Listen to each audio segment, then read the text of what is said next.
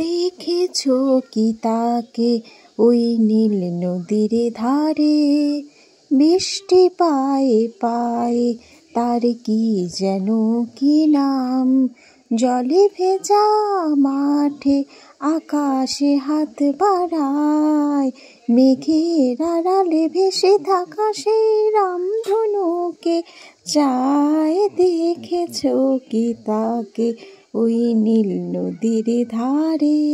ব্যাঙ্গালোরে কিন্তু এখন বৃষ্টি বৃষ্টি, দুবেলা বৃষ্টি হচ্ছে সকাল বিকেল করে, তো সেই জন্যই গানটা করা, আর তাছাড়া কিছুই না।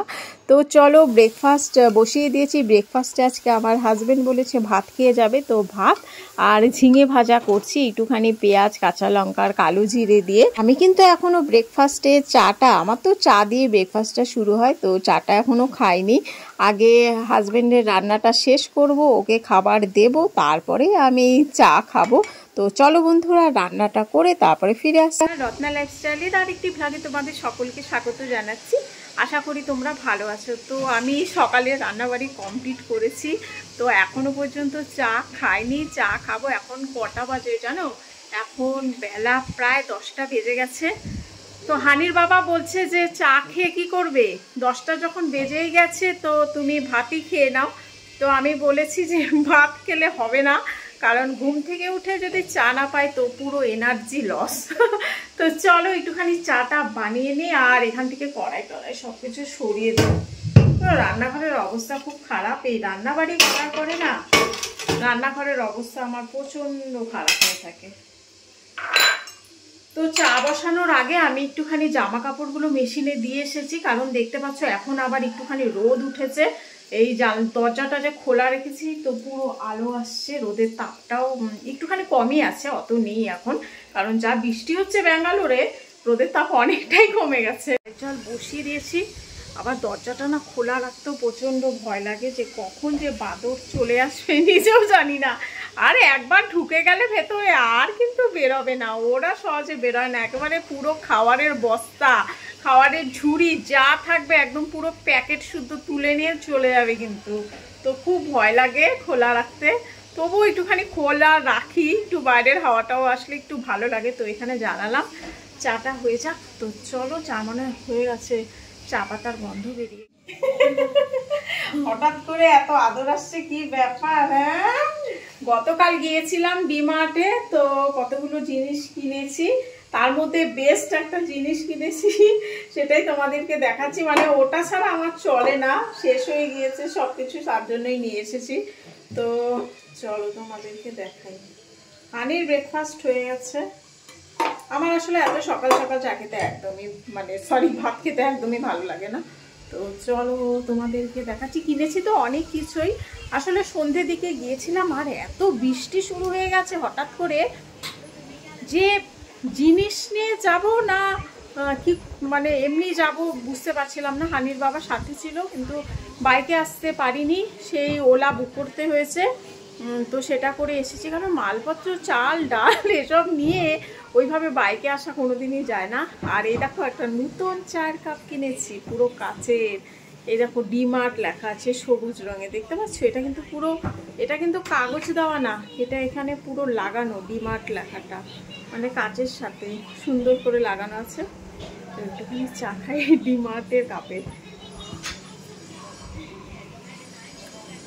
দুটোই সবুজ কিনেছি, তো একটা হলো হানির বাবার আর একটা হলো আমার। তো চলো তোমাদেরকে দেখাচ্ছি কোন জিনিসটা কিনেছি, যেটা আমার খুব দরকারি ছিল। দেখাচ্ছি কোন জিনিসটা। এইটা আমার ভীষণ দরকারি ছিল, এই যে বিভিন্ন কালারের সুতো। এইটা আমার আসলে নাইটির তলাগুলো কেটে কেটে যখন সেলাই করতে হয়, কিংবা হানির বাবার জামার বোতাম টোতাম সব ছিঁড়ে ছিঁড়ে গেলে, অনেক সময় মেশিনে ধুতে গেলে বেশিরভাগ জামা কাপড়ই কিন্তু নষ্ট হয়, তো সেই জন্য এটা কিনেছি। এটা কিন্তু সুতোগুলো অনেক মোটা না, দেখো সরু সরু, কিন্তু সব কটা কালার পাওয়া যাবে। আমি এখনও প্যাক খুলিনি, 99 করে। আসলে ব্যাক ক্যামেরায় করছি না, ফ্রন্ট ক্যামেরায় ভিডিওটা করছি, এজন্য এরকম উল্টো দেখা যাচ্ছে। 99 করে এটা। আর ভেতরে কিন্তু সুই সুতো, তারপরে অনেক কিছু আছে, আমি এখনও খুলিনি। ভিতরে মনে হচ্ছে ইসেও আছে, যে মাপ দেয় যে, সেগুলো সব কিছু রয়েছে ভেতরে। তো পরে একটুখানি সিলটা খুলে আমি ভালো করে চেক করব, কারণ পুরোটা প্লাস্টিক দিয়ে র্যাপ করা আছে। আর আরেকটা জিনিস কিনেছি, সেটা হলো এই যে দেখো মামা আর্থের এই যে vitamin C moisturising lotion soap. তো এটা আজকে খুলবো, একটা উদ্ঘাটন করছি। দাঁড়াও 1 মিনিট। এটার মধ্যে কিন্তু একসাথে 4টে রয়েছে সোপ। এই যে এখন বর্ষার সময় না, এখন একটুখানি স্কিনটা ময়শ্চার রাখাটাই ভালো, কারণ ড্রাইনেস ভাবটা এখানে কমে গেছে, কারণ এখানে তো বৃষ্টি হচ্ছে, ঠান্ডা ঠান্ডা পড়েছে। এই দেখো একটা খুলে বের করে রাখলাম, বাথরুমে দিয়ে দেবো। একবার ট্রাই করে দেখি। মামা আর্থে জিনিস খারাপ না, আমি শ্যাম্পু ইউজ করে দেখেছি, ভালো। আর কিনেছি খাদির এই পিঙ্ক রোজ সোপটা, এসেছে অনেক দিন পরে, পাওয়াই যাচ্ছিল না, নাইকায় অফার ছিল না, তো ডিমার্টে আবার অনেক এসেছে, তো একসাথে 6টা কিনেছি, কারণ 2টো দেখালাম আর হাতে আসছে না। আর দেখাচ্ছি কেশ কিং, এই ফার্স্ট ইউজ করছি কেশ king anti dandruff shampoo, use করে দেখি। এর আগে আমি কেশ কিং কোনোদিনও ইউজ করিনি। এটা মনে হচ্ছে স্কাই কালারের শ্যাম্পুটা হবে, কালারটা। তো এটা হানি থেকে একটু দূরে রাখতে হবে, কারণ হানি হলো শ্যাম্পু প্রচণ্ড নষ্ট করে, তাই না? আর কিনেছি কেশ কিং হেয়ার অয়েল, সেটা অবশ্যই আজকেই লাগাবো। আমি না কোনো নতুন জিনিস দেখলে সেটা ইউজ না করলে আমার একদমই ভালো লাগে না। তো এই কেশ কিং অয়েলটা, এই যে এটা প্রথম ইউজ করবো আজকে। দেখি চুলে এরকম চুল টুল তো উঠে যাচ্ছে, কারণ এখানে জলটা ভালো না, যত কিছুই লাগাই কোনো রকম কি বলবো কাজে দেয় না। হানির ভালো হয়েছে, হানির ভালো হয়েছে, হানি হাই তুলছে। হ্যাঁ কিছু দেখাবে, কারণ হানি ডিমার্টে যাওয়া মানে হানির হলো খেলনা কেনা। আর ব্যাঙ্গালোরে কিন্তু আমি যেখানে রয়েছি সেখানে ডিমার্টেই সবথেকে বেশি অফার চলে প্রতি মাসে। আরও কিন্তু ডিমার্টের শাখা আছে, সেখানে মানে বড় বড় মানে ব্যাঙ্গালোরে অনেক দূর থেকে আমাদের এই জায়গাটাতেই আসে সবাই শপিং করতে, কারণ এখানেই সেলটা বেশি চলে। আর বড় বড় সিটিগুলোতে যে ডিমার্ট রয়েছে সেখানে কিন্তু এরকম সেল দেয় না, সেজন্য প্রচণ্ড ভিড় থাকে এই ডিমার্টে। আমি গিয়ে একবারই ভিডিও করেছিলাম, কারণ ভিডিও করা যায় না, এতটা ভিড় থাকে। অফারের কারণে প্রচুর বড় বড় গাড়ি নিয়ে সব চলে আসে, একদম প্রচুর মালপত্র নিয়ে একবারে চলে যায়। ধরো 2 মাসের বাজার কি 3 মাসের বাজার একবারে করে নিয়ে চলে যায়।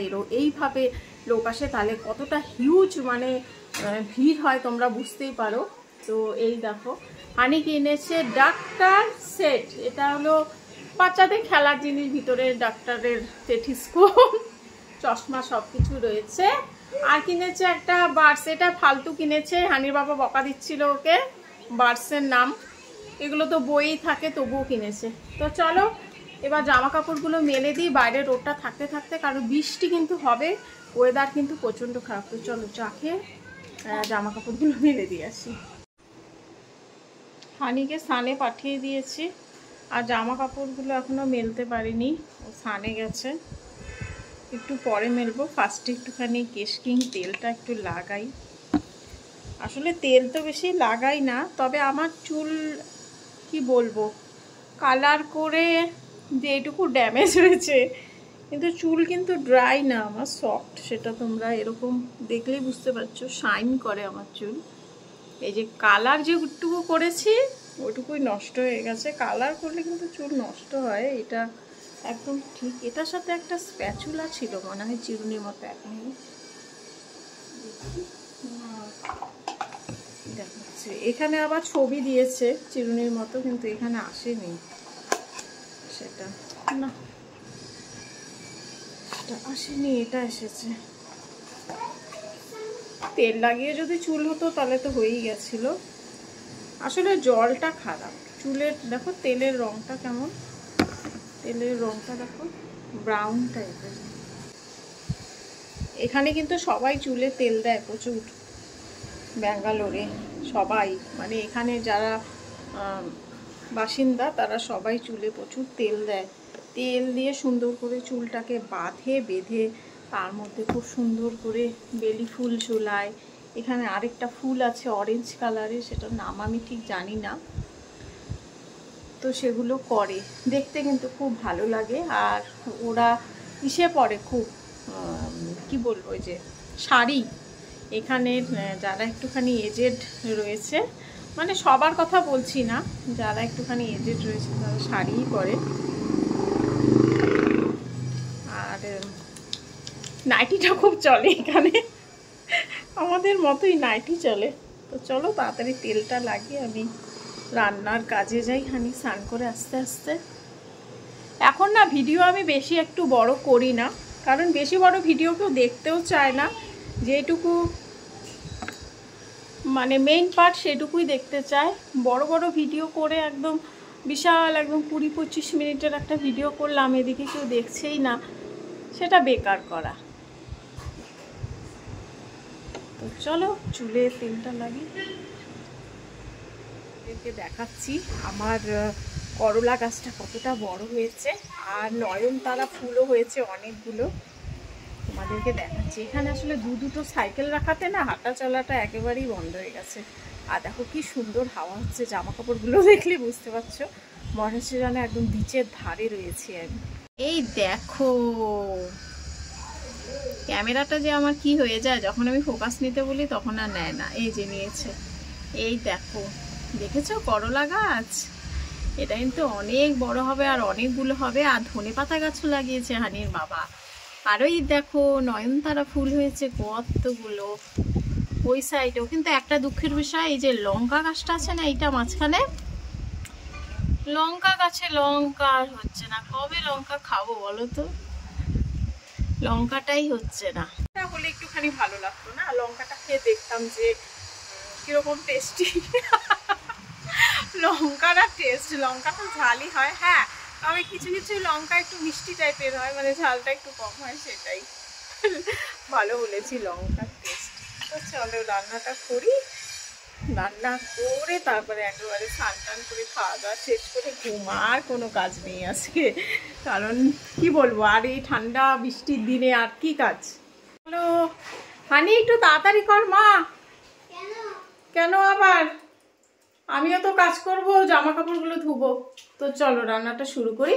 তো তোমরা আমার সাথে থাকো। এই দেখো বাদরের ভয়ে আমি জানলাটা আটকে দিয়েছিলাম, জানলাটা খুলে দিলাম। তো চলো রান্নাটা শুরু করি।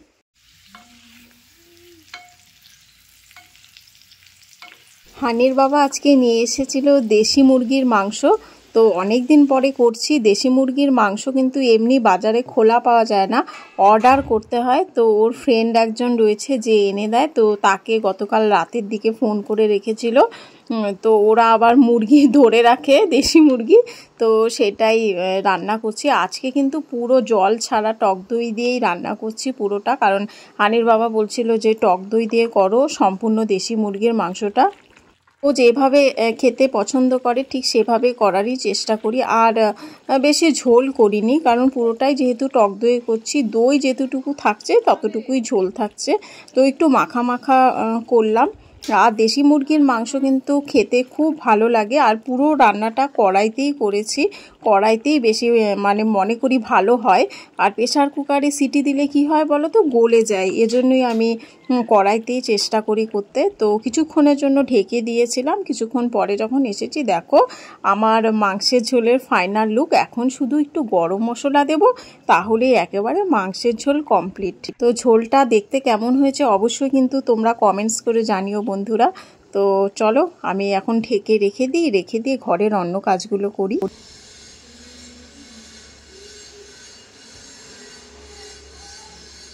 তো চলো গাদা গুচ্ছে জামা কাপড় ধুয়ে দিয়েছি, এখন যাব স্নানে।